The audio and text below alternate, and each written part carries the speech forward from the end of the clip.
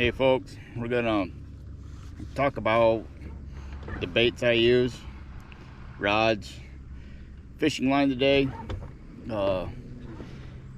Sitting on a pretty good school of fish right now. My top 3 baits that I use all year long are a stinger shad and 2 different paddle tails.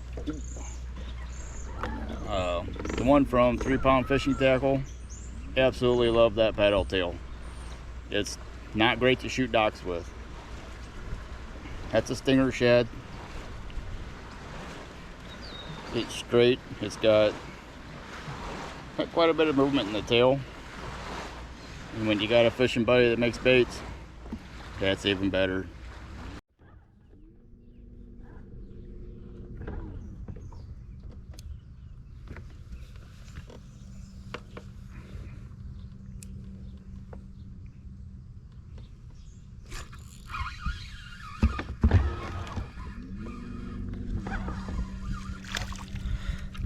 Next one we're going to talk about 3 Pound Fishing Tackle. That little guy right there.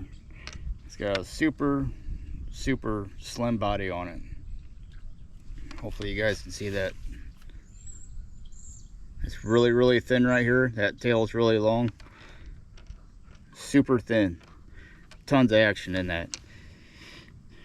Love that bait, especially when it's cold. You gotta cast out the fish. That bait is the bomb. That's my go-to when it's cold, when I'm casting and the water's really clear. That color's really hot.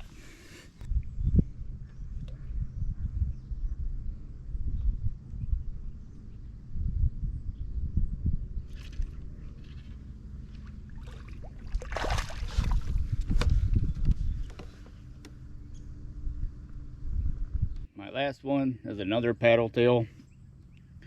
This one's from Jenko. You can tell that body, compared to a 3 Pound Fishing Tackle, is twice the size.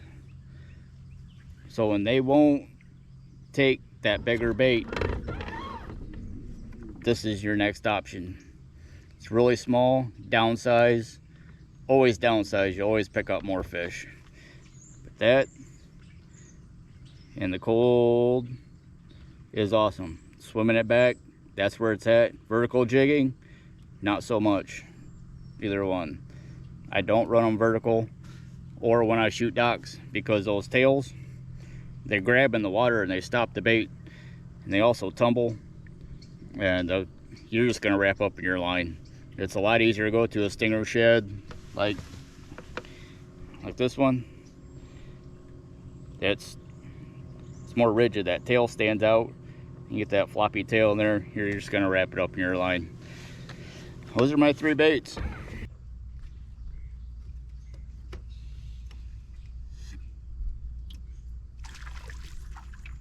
Oh my god.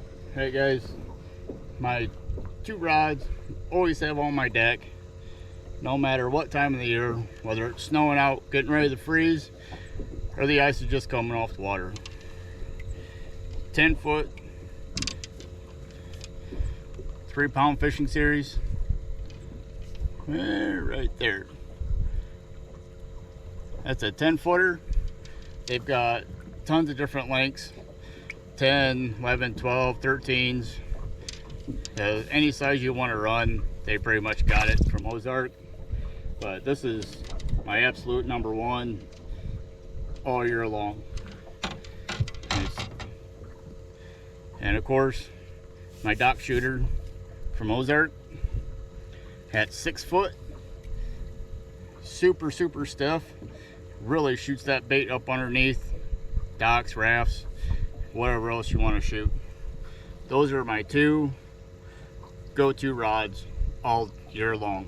I have 12s. I hardly ever use them. I just don't. I can't justify them. I can't cast them real well.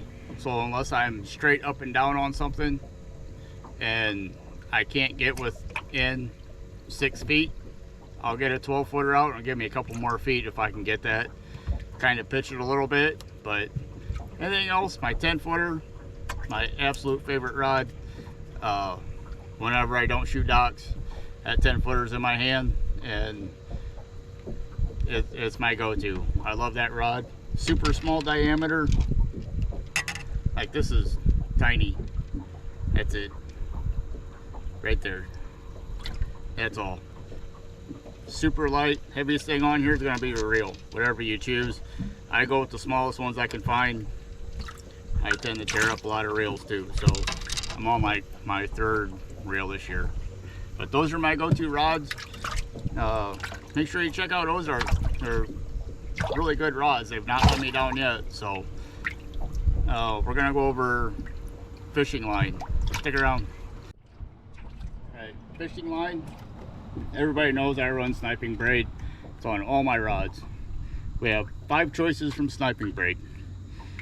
Optimal. This is going to be your absolute smallest diameter. This is a 4-strand, 10-pound line. I classify this as open water line, just because it's a 4-strand line. I really don't run it up against dock poles and stuff like that. Fish get you wrapped around stuff. You don't have a whole lot of abrasion resistance with this, but this is my go-to early times of the year when it's super cold out, super windy, super small diameter. Optimal. The one I run pretty much all year is optimized. This is a 10-pound, 8-strand line. This is what I shoot docks with 90% of the time. If I know I'm going somewhere where I'm going to be shooting a lot of docks, and I know the docks aren't in very good shape, like they don't come out all year, they stay in all year, and they build up this hard crusty stuff on it, I'm gonna re-spool one of my dock shooters, and I'm gonna put either the 12 or the 15 on it. So the 12-pound, the Meteor, this is, I don't think I've ever actually broke off on a dock on this. I've had to like cut the line if I got stuck on it. This stuff is absolute nails. I mean, you can